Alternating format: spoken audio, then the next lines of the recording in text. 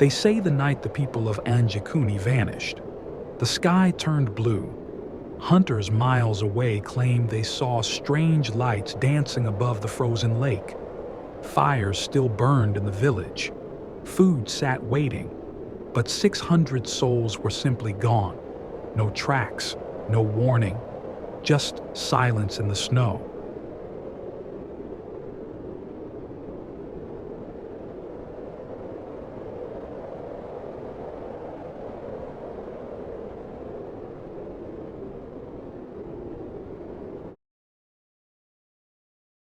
The air was colder than usual that November night in 1930, even by Arctic standards. Joe LaBelle had walked these trails for years, a seasoned fur trapper who knew the tundra like the lines in his hands. But that night, something felt wrong. The wind didn't howl, it whispered. When he finally saw the orange glow of campfires ahead, relief washed over him until he stepped into the village. Fires still burned, pots of stew simmered above dying embers, and yet the place was silent. No voices, no footprints, no life at all. LaBelle called out, but nothing answered him except the wind. Then he saw the dogs, 6 of them, frozen stiff in their harnesses, as if they had waited faithfully until the very end. Inside each hut he found clothing, rifles, and half-mended nets, as though the villagers had stepped out for a moment and never returned. Even the lamps were still burning. The oil had not yet run dry. An entire community of Inuit families gone. LaBelle searched every corner of the settlement, his boots crunching through the snow. He shouted names, expecting someone, anyone, to answer.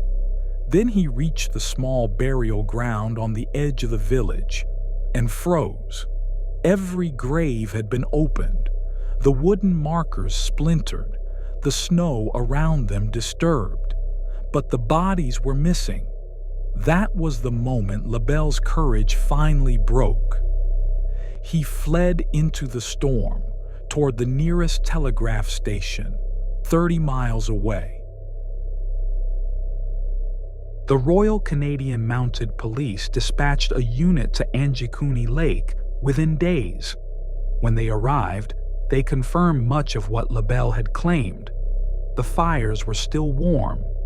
The sled dogs lay dead, still tied to their posts. Food and weapons untouched. One officer wrote that it looked as if the people had evaporated.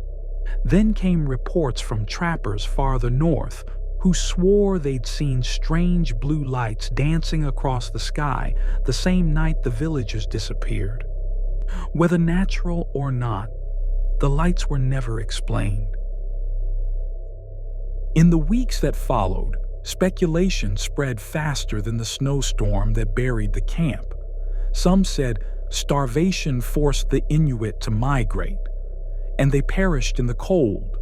Others blamed disease or madness brought on by isolation.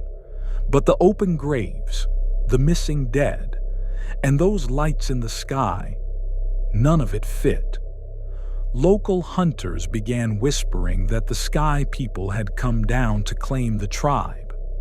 A blinding flash, they said, and then only silence. Decades later, skeptics dismissed the entire story as folklore, perhaps a newspaper exaggeration or a trapper's tall tale. No official RCMP record survives, though some claim the files once existed. Still, in the far reaches of Nunavut, elders tell a warning to travelers. When the night grows too quiet and the snow stops falling, listen closely. The lake remembers. They say the spirits that took the villagers still wander the ice, searching for warmth that never comes. No bodies were ever found, no footprints ever discovered. The village of Anjikuni Lake remains empty to this day. Was it nature, madness, or something far beyond our understanding? Whatever truth hides beneath that frozen silence, it has been buried for nearly a century, beneath snow and time and fear. The tundra keeps its secrets well. Thank you for watching, and remember, not every echo can be explained.